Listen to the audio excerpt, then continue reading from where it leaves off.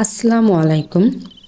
আজকে আপনাদেরকে ধনিয়া পাতার ভর্তা করে দেখাবো। এজন্য আমি প্রথমে ধনিয়া পাতাগুলোকে পরিষ্কার করে ধুয়ে নিয়েছি। আর এখানে নিয়েছি একটা বড় সাইজের পেঁয়াজ কুচি করে নিয়েছি, দুইটা রসুনের খোসা ছাড়িয়ে কোয়াগুলো বের করে নিয়েছি, আর নিয়েছি 4টা কাঁচামরিচ। এগুলো এখন আমি সাইডে রেখে চুলায় কড়াই দিয়ে তাতে তেল দিয়ে দিয়েছি এবং তেল গরম হয়ে গেলে এর মধ্যে আমি রসুনের কোয়াগুলো এক এক করে দিয়ে দিচ্ছি। রসুনগুলো আমি হালকা বাদামি বর্ণ পর্যন্ত ভাজবো।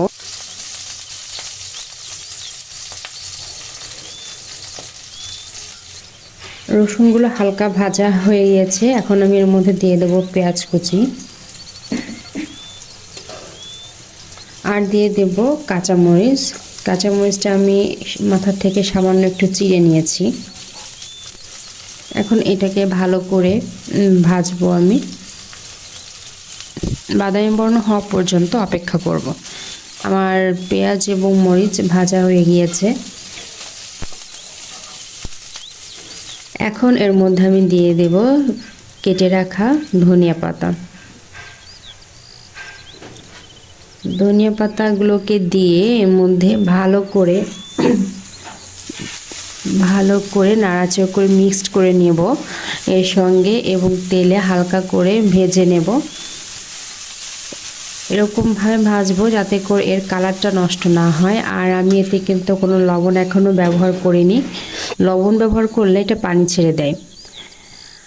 ভাজা হয়ে গিয়েছে হালকা করে। এখন আমি এটাকে কড়াই থেকে তুলে নিচ্ছি প্লেটে। দেখুন ধনিয়া পাতার কালারটা জাস্ট দেখুন, একদম মানে যে সবুজ কালারটা সেটা একদমই রয়ে গিয়েছে, কালার একটুও নষ্ট হয়নি। দেখতে খুবই সুন্দর লাগছে।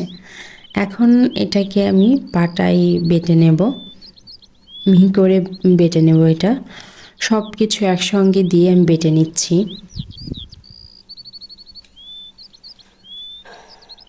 বাটা হয়ে গেলে এ পর্যায়ে আমি লবণটা অ্যাড করে নেব। যেহেতু আমি আগে কোনো লবণ ব্যবহার করিনি, এখন আমি আমার প্রয়োজন মতো লবণটা ইউজ করব। এই যে আমার ধনিয়া পাতা ভর্তাটা রেডি, আমি প্লেটে সার্ভ করে নিয়েছি। দেখুন কালারটাও সবুজ রয়েছে।